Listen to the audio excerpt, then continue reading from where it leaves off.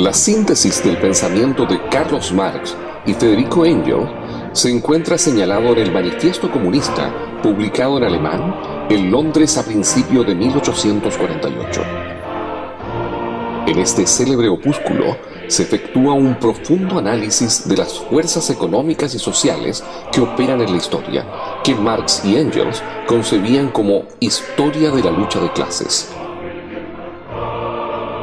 Tras reconocer la legítima contribución de las clases burguesas a la superación del sistema feudal, el manifiesto predice el fin de la burguesía capitalista. El burgués basa su fortuna en un sistema de producción en el que el proletario es sistemáticamente despojado de los frutos de su trabajo. La concentración del capital provoca así una inevitable lucha entre la clase burguesa y la de los trabajadores que, para emanciparse económicamente, deben organizarse como clase. El objetivo del proletariado será arrebatar el poder político a la burguesía, dado que este es el reflejo del poder económico. El manifiesto, por tanto, acaba llamando a todos los proletarios del mundo a que se unan en la lucha contra la burguesía capitalista, a la que se ha de arrebatar el poder político basado en la propiedad privada. La primera traducción inglesa del manifiesto aparecía en 1850 y la segunda en 1872 en un periódico de Nueva York. Esta obra, que se convertirá en el primer documento histórico de todos los partidos comunistas, representaba tan solo una anticipación programática para la clase obrera que, como tal, aún no existía. La penetración de las ideas del manifiesto se produjo mucho más tarde, hacia los años 70, facilitada por el desarrollo industrial.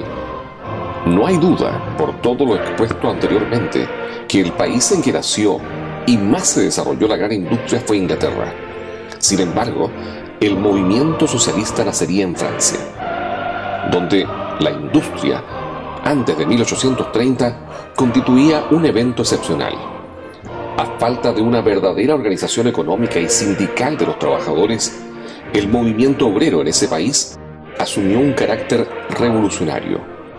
Las doctrinas de Saint-Simon y Fourier continuaban siendo propagadas por sus seguidores, aunque se trataba de ideas que circulaban en ambientes cultos y por ello restringidos. Dichas ideas proponían la construcción de talleres sociales en los que los trabajadores, con la ayuda estatal, deberían organizar autónomamente su trabajo para evitar la explotación de la clase capitalista.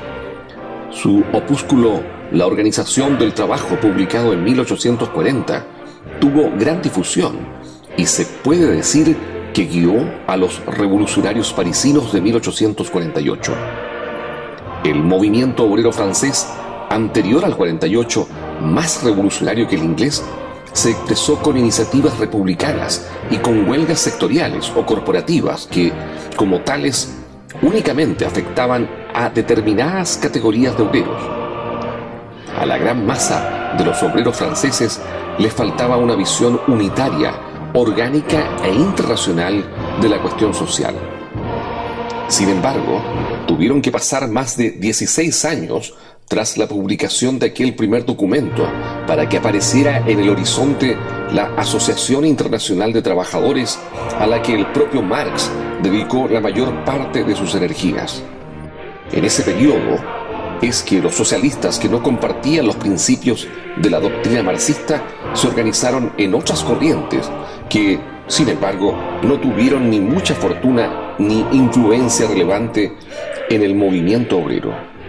Los anarquistas, agrupados en torno a Pierre-Joseph Proudhon, fueron los menos propensos a aceptar el socialismo marxista, que según ellos se fundamentaba en bases políticas y autoritarias.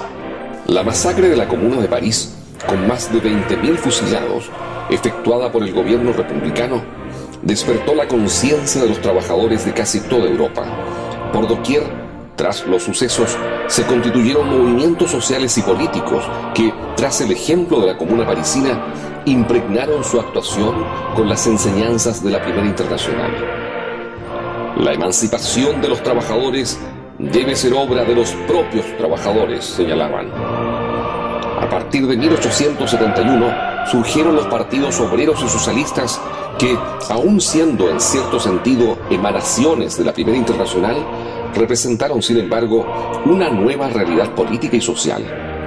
Se pasaba de la época crítica de los años 60 y 70 a la época orgánica de los decenios sucesivos.